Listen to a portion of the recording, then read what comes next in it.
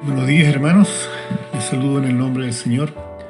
Vamos a dar comienzo a la segunda parte de la lección 9 de Apocalipsis en nuestra escuela dominical. Pero antes vamos a un momento de oración. Padre Santo, damos gracias, Señor, por este nuevo día que usted nos concede.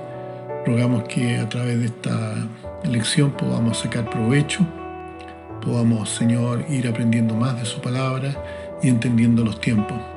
Le pedimos que bendiga a quienes van a estar participando, Señor, y que podamos realmente aferrarnos mucho más a su palabra por medio del conocimiento de ella.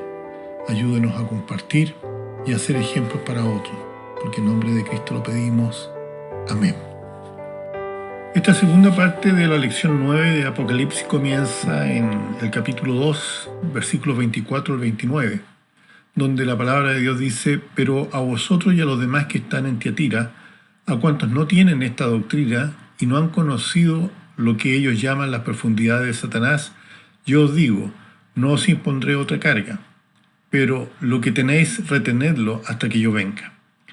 Al que venciere y guardare mis obras hasta el fin, yo le daré autoridad sobre naciones, y las regirá con vara de hierro, y serán quebradas como vaso de alfarero, como yo también la he recibido de mi Padre, y le daré la estrella de la mañana. El que tiene oído, oiga lo que el Espíritu dice a las iglesias. A Tiatira se le hace una advertencia más severa y desusada.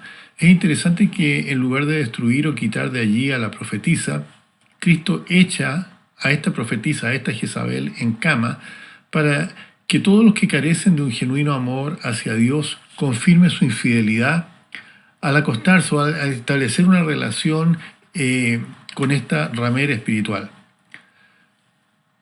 De ahí que los que cometan adulterio espiritual con esta Jezabel, esta ramera, serán llevados a pasar por una gran tribulación, a menos que se arrepientan y den evidencia de una verdadera fe en el Señor. También se le advierte que el fruto, estamos hablando de los hijos, el resultado de su adulterio será muerto. Es decir, los que de alguna manera mezclan el culto místico u ocultismo con las enseñanzas de la Biblia van a perecer. Esto incluye a todos los que usan aparatos o utensilios tales como bolas de cristal, cartas, cartillas astrológicas, la ouija, etcétera, etcétera. El Señor declara que todas las iglesias van a comprender que a través del tratamiento que se le da a esta ramera y a sus seguidores, que Él, Dios, examina los motivos y las doctrinas que hay tras la práctica religiosa. Mucha gente religiosa en realidad no desea una relación personal y verdadera con el Dios verdadero. Es una exigencia demasiado grande para sus planes egoístas. Ellos solo desean una religión para satisfacer de vez en cuando su ego mediante alguna buena obra. Así llegamos al momento de la exhortación, ahí en Apocalipsis 2, versículos 24 y 25, donde dice: pero a vosotros y a los demás que están en Tiatira, a cuantos no tienen esa doctrina, y no han conocido lo que ellos llaman las profundidades de Satanás, yo os digo, no os impondré otra carga, pero lo que tenéis, retenedlo hasta que yo venga. Ahora Jesús se dirige a las personas sinceras, a los verdaderos creyentes que le buscan en medio de toda esta idolatría e inmoralidad.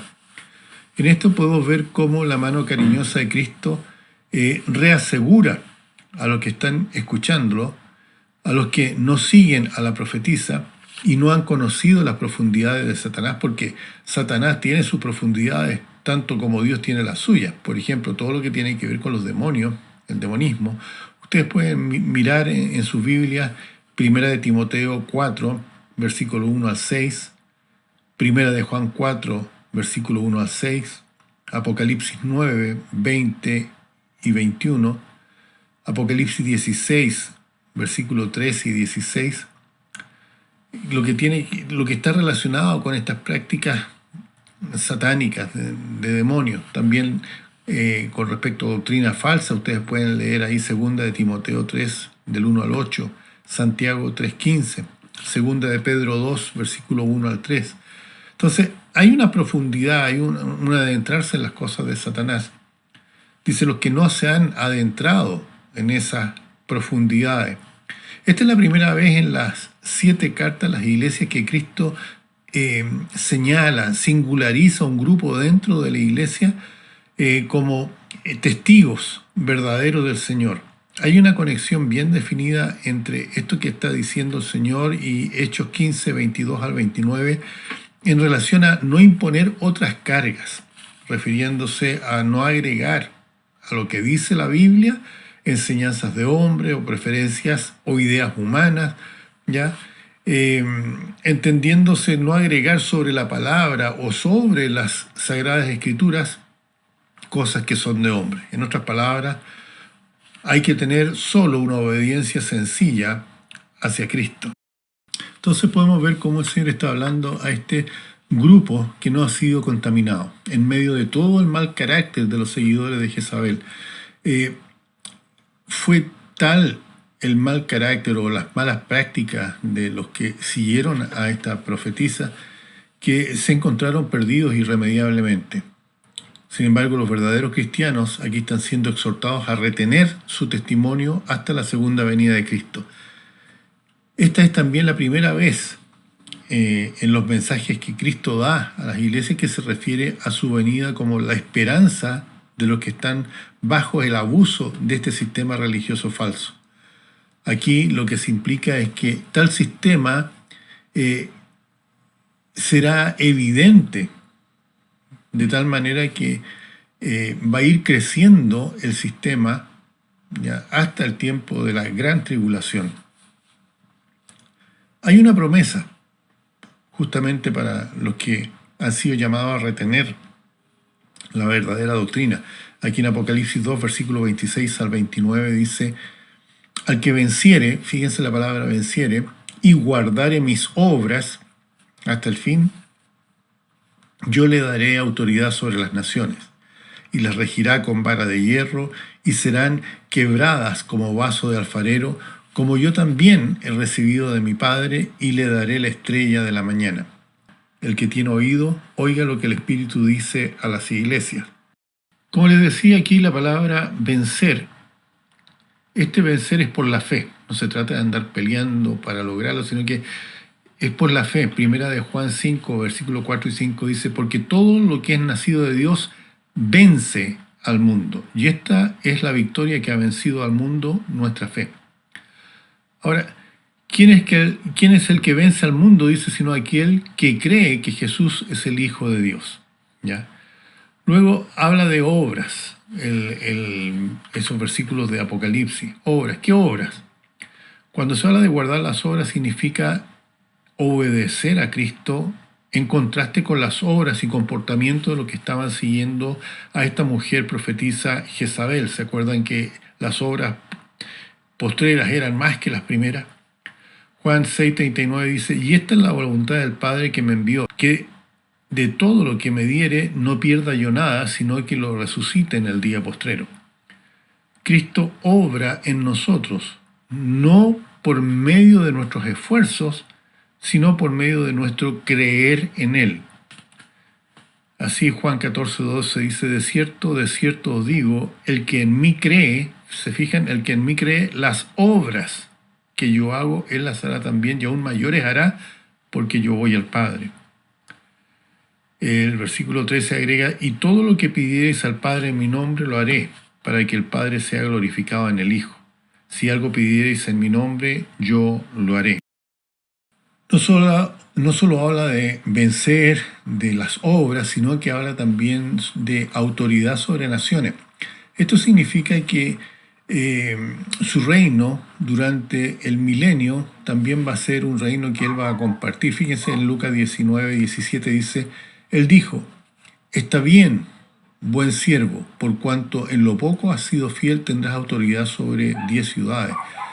La manera de reinar, que habla con vara de hierro, es como la pipa que Cristo recibió, ahí en Juan 5:22, donde dice, porque el Padre a nadie juzga, sino que todo el juicio se lo dio al Hijo. Por tanto, el gobierno de Cristo va a ser un gobierno firme, pero con amor. Si ustedes pueden leer el Salmo 2, eso lo aclara bastante. Ahora, los que obedezcan hallarán amor, pero los que se rebelen hallarán juicio inmediato. Cristo no va a tolerar el pecado abierto y la rebelión bajo su reinado. Cristo mismo es la estrella de la mañana, ahí lo dice Apocalipsis 22:16. Yo, Jesús, he enviado mi ángel para daros testimonio de estas cosas en las iglesias. Yo soy la raíz y el linaje de David, la estrella resplandeciente de la mañana. Aquí Él está prometiendo luz y dirección en tiempos de problemas y dificultad. A Israel, Cristo es el sol de justicia, tal como aparece en Malaquías 4:2, donde dice: más vosotros, los que teméis mi nombre, a vosotros que teméis mi nombre, nacerá el sol de justicia y en sus alas traerá salvación. Y saldréis y saltaréis como becerros de la manada. Pero para el cristiano dice que Él es la estrella de la mañana. ¿Se fijan en el cuadro que se presenta aquí? Durante el arrebatamiento Jesucristo viene como la estrella para los suyos. Y esto sigue por la parte más oscura de la noche. Estamos hablando de la gran tribulación. Y después Él viene en su segunda venida a la tierra como el sol de justicia. Una cosa, en realidad debemos recordar que la segunda venida de Cristo tiene dos partes. La primera parte es el arrebatamiento, que Él no viene a la tierra, sino que viene en las nubes y los creyentes se van con Él en el rapto. Y la segunda parte es cuando Él ya viene a la tierra ya como el sol de justicia. El efecto inmediato de esta advertencia para aquellos que estuvieron en la iglesia de Tiatira no lo conocemos, ya que para el fin de ese siglo la iglesia había dejado de existir. Finalmente llegamos a la aplicación profética. Esta aplicación corresponde entre los años 606 y 1517 después de Cristo. Proféticamente hablando, las características más importantes de la iglesia en Tiatira cuadran totalmente con la conocida como Edad Media o el oscurantismo. La palabra Tiatira significa sacrificio perpetuo y también sede de autoridad. Esto en sí nos da un indicio definido en cuanto al período y sistema descrito en este pasaje. No hay duda que la iglesia papal, el catolicismo romano, que es el que aquí se describe, este sistema romano es la obra maestra del engaño satánico. Este sistema asumió durante este período negro de casi 1000 años la autoridad universal sobre todas las personas y cosas en este mundo. Durante este tiempo, la iglesia romana, descrita como la profetisa Jezabel, fabricó un sistema como Jezabel en el Antiguo Testamento, atando a las personas a la adoración de ídolos e imágenes, a la superstición y a la esclavitud de los sacerdotes. Digamos, la gente estaba siendo esclavizada por este grupo sacerdotal que ellos mismos llamaron el clero. Sacrificio perpetuo es una referencia muy clara a la misa católica, en la cual ellos ofrecen el cuerpo y la sangre literal de Cristo cada vez que celebran una misa. Ellos creen en un dogma que ellos tienen, que es la transustanciación. Cuando el sacerdote dice ciertas palabras, el pan se convierte literalmente en el cuerpo de Cristo y el vino literalmente en la sangre de Cristo. Sin embargo, hemos visto lo que Dios dice acerca del sacrificio que Él acepta, y lo aceptó una vez para siempre. Ustedes pueden leer ahí el libro de Hebreos, los capítulos 9 y 10 al respecto. Este sistema depende de las obras para la salvación, en lugar de en la obra terminada de Cristo en la cruz del Calvario. Es decir, para ellos la salvación es por obra y no por gracia, como dicen las Escrituras. Este periodo comienza con la coronación de Bonifacio III como el obispo universal en el año 606 después de Cristo. También esta carta indica claramente que el sistema tendrá todavía adherentes y algo de poder cuando empiece la gran tribulación. El versículo 22 de Apocalipsis 2 dice: «He aquí yo la arrojo en cama y en gran tribulación a los que con ella adulteran, si no se arrepienten de las obras de ella». Es durante la gran tribulación que este sistema será destruido. ¿Cuán oscuros fueron esos años? La verdadera iglesia neotestamentaria siguió existiendo y se congregaba en cavernas, se ocultaba en las montañas. Sin embargo, el culto místico de Babilonia lo encontramos ya asentándose en Roma por el comienzo de este periodo y aún existe en el día de hoy. En el romanismo se mezcla este culto falso con el cristianismo. Las fiestas paganas de este culto llegan a ser días festivos en el calendario de dicha iglesia. Los altares de los templos falsos y sus imágenes llegan a ser parte íntegra de la adoración del sistema romano. La adoración a la reina del cielo empieza bajo la doctrina de la mariolatría o hiperdulía. Esto fue en el tiempo de la dominación papal, la corrupción doctrinal y la profesión vacía. La iglesia estaba creciendo, cierto, pero en dirección equivocada, es decir, crecían en número y autoridad, pero fuera de Cristo. Fue y es una religión que mezcló en parte el paganismo, parte del judaísmo con nombres cristianos, una religión de ceremonias, ritos, misticismo, sacrificio perpetuo. Esta Jezabel representó un sistema.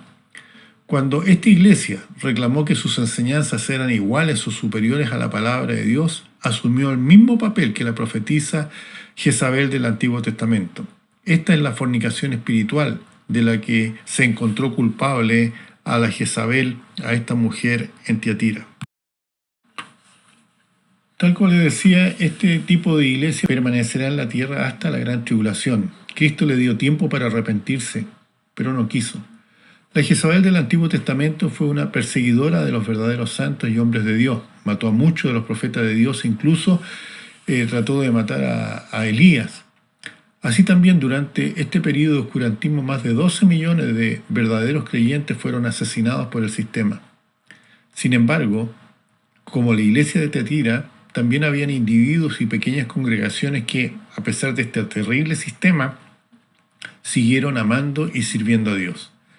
El catolicismo, en gran manera, ha sido un sistema político.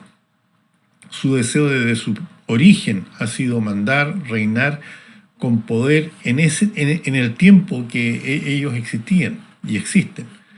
Pero Cristo ha dado esa promesa para sus santos en el milenio venidero. La iglesia en este momento no tiene por qué tener un poder político. Nada, eso no está dentro de los planes de Dios. Sin embargo, la iglesia católica es una iglesia que tiene y vive por un lema, y es Semper Idem. Ella siempre ha sido la misma y no va a cambiar.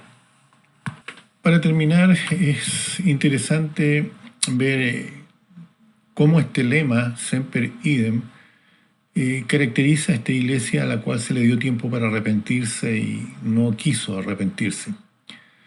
En el papado y la infalibilidad uno puede leer lo siguiente: el catolicismo enseña el dogma de la infalibilidad del pontífice romano. Esto no fue declarado por la Iglesia hasta el año 1870, sin embargo, por medio del lema Semper Idem, siempre la misma, se afirma que la Iglesia siempre ha sostenido esto, desde el primer papa, según ellos el apóstol Pedro, hasta ahora. Esto aparece en el Catecismo, páginas 80, 82 y 85. Podemos ver, sin embargo, que no es esa la voluntad de Dios. Él quiso que se arrepintieran. Sin embargo, ese sistema sigue funcionando hasta el día de hoy. Bien, hermanos, cualquier duda, cualquier pregunta que tengan, háganla llegar al WhatsApp de la iglesia, o cualquier comentario que quisieran ustedes que se publicara. Les doy gracias y vamos a terminar con un momento de oración. Padre Santo, ayúdanos, Señor, a ser tus hijos, ser obedientes, retener la doctrina y poder, Señor, a través de ella vivir de acuerdo a tu voluntad, guiando a otros a los pies de Cristo. Te pido una bendición muy especial para los que participan y que, Señor, realmente estas lecciones sirvan de provecho para nuestras vidas, porque en nombre de Cristo lo pedimos. Amén. No se olviden enviar sus apreciaciones o sus comentarios al WhatsApp. Que el Señor les bendiga.